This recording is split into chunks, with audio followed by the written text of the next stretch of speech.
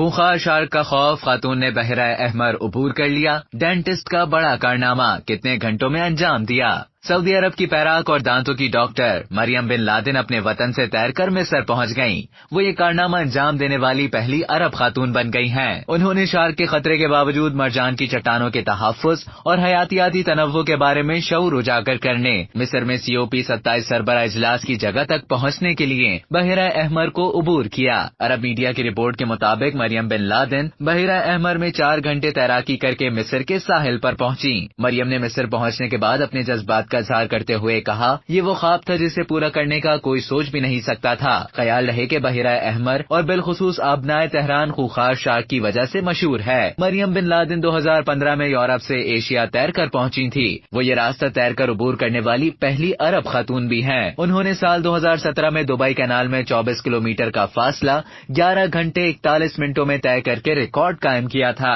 مریم bin Laden نے جرمنی سے dental surgery میں ماسٹرز کی ڈگری حاصل کر رکھی ہے۔